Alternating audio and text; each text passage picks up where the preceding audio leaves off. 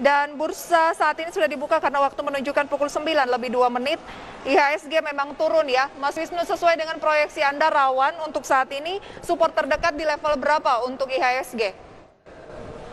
IHSG sebenarnya ada support terdekat kami itu di level 6.625-an ya untuk IHSG ya. Oke, yang terdekat 6625 sebagai support, yang tertinggi resisten terdekat maksud saya 6680 ya. Benar. Oke. Ya, benar. Kemarin yang cukup ramai juga adalah cukai rokok resmi naik 12%. Memang itu bukan berita yang baru, tetapi akhirnya resmi gitu. Kira-kira HMSP turun hari ini 3% di pembukaan perdagangan. Dampaknya singkat saja, HMSP gudang garam atau industri rokok yang lain gimana nih? Kalau untuk short term, untuk punya impact ya, yang akhirnya menekan harga sahamnya. Seperti hari ini ya kita lihat HMSP itu udah turun 2,9%, kemudian gudang garam 3,4%. Betul. Nah itu jadi kenaikan cukai rokok itu short term memang menekan harga saham gitu ya. Cuman kita tahu bahwa untuk long termnya sebenarnya emiten-emiten ini sudah melakukan strategi penyesuaian harga.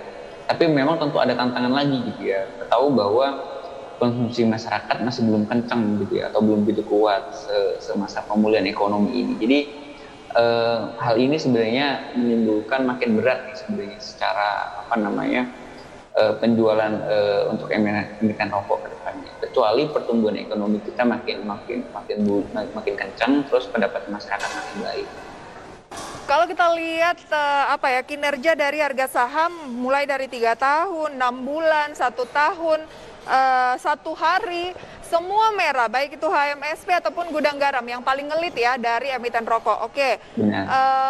Apakah sebaiknya yang lagi nabung saham di HMSP atau gudang garam sebaiknya keluar dulu atau gimana Mas Wisnu?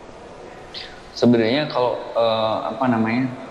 saya melihat bahwa kayak HMSP ini ya, ini kan salah satu emiten rokok yang setiap tahun rutin bagi dividen. Tapi kalau gudang garam ini beberapa kali tidak membagi dividen. Nah itu perlu dipertimbangkan. Tapi kalau untuk long term, benar-benar long term, saya kira untuk kayak HMSP itu masih menarik sebenarnya untuk dilakukan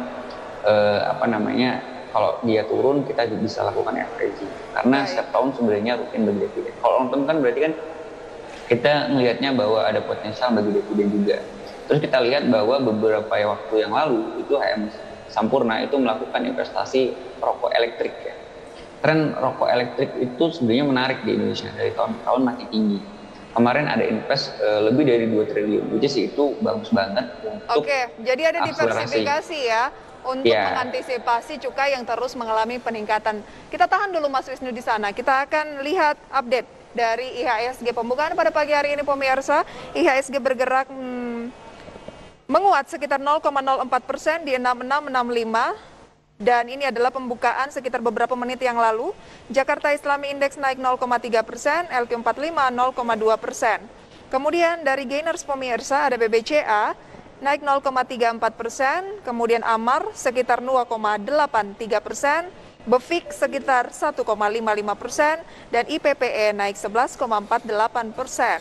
Top losersnya pemirsa adalah BBYB turun 4,63%, Avia turun 2,79%, HMSP masuk dalam kategori top losers 2,94% di 990, KBAG 2,25% di 87. Demikian update pemirsa pembukaan perdagangan pada pagi hari ini.